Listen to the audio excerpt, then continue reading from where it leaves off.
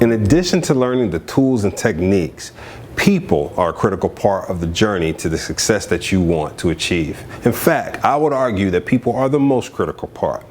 And you're probably saying, why would I say that? Because many times we associate our successes, our failures and dependencies with phrases such as, the company will not give me the pay increase I deserve, or the company will not give me the promotion I deserve, or fill in the blank. I think you get the point. However, the reality is when we talk about policies and the administration of policies, it all comes down to people.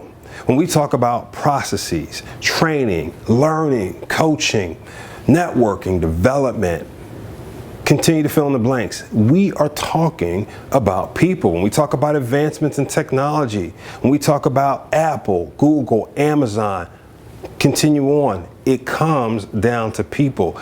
If you cannot get along with people, build, nurture, and mature relationships, you're going to struggle in this journey. So people are of the utmost importance. To date, I have yet to find anything material that you can do end to end in terms of ideating, creating, generating a return that doesn't involve, guess what?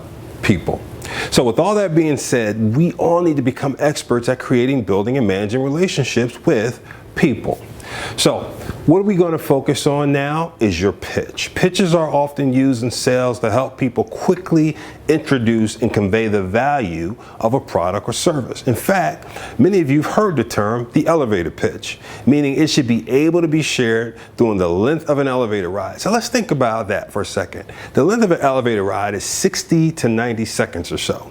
In this case, the idea is to pitch the journey towards your success. And in this example, I'll use a chef who is laser focused on her idea of becoming a restaurateur.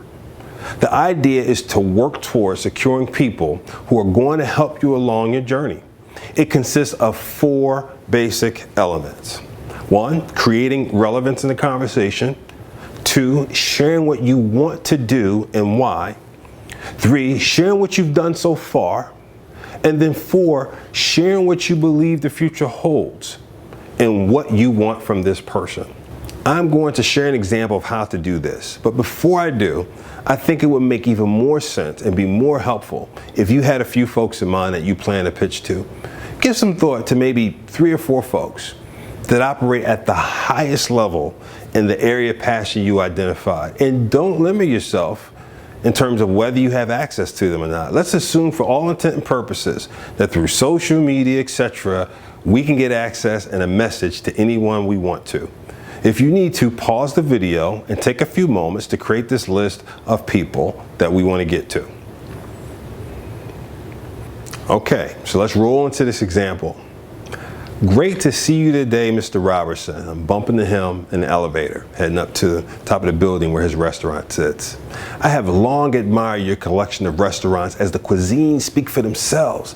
The atmospheres are each unique in their own right, and the quality is top notch. My passion is to become a chef and restaurateur, very similar to yourself. Growing up, I often watched my mother in the kitchen in fascination, preparing complex, homemade recipes that were passed down from generation to generation. You know, over time, I went from watching and licking the spoons to helping and serving. I truly enjoy serving others and bringing them joy through cuisine. I think it's just in the bloodline, to be honest. To date, I've done some things to get me down this road. I've taken a 6-month cooking course at community college. I've applied for and landed an internship at the Catman's restaurant downtown, working for Chef Goldblum. You know, being a commons there has helped me a lot. I'm there 3 evenings a week, and it's allowed me to grow in a professional cooking environment. I must admit, it was more difficult than I initially anticipated. I mean, I felt like I had 10 thumbs when I initially got going. However, between guidance from the chefs, watching YouTube videos, and practicing for hours on end, I got up to speed, and it has truly been gratifying. I think the future's bright. Chef Goldblum and the other chefs on his team have become wonderful mentors for me.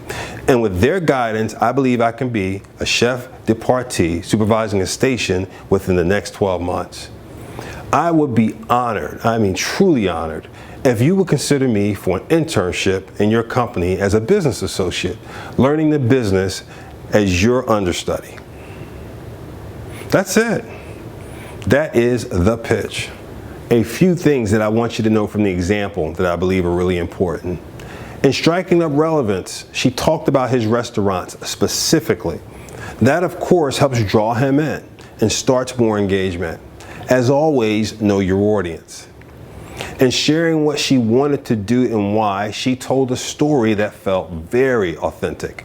No one can duplicate your authenticity and your story. And this is what I meant earlier about documenting your story, okay?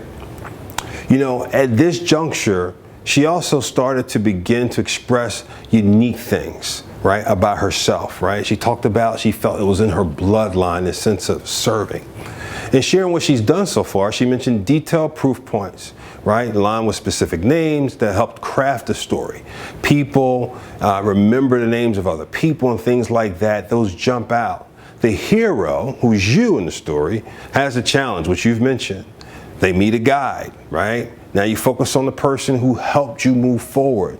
That guide becomes the person that the other person remembers. Stories are complete that way. People remember complete stories, and that's why those details matter. So you want to just share. You don't want to just pop up and say, hey, I want an internship and be with you. You tell the whole story, and that's why I'm droning on this piece of stuff, telling a story.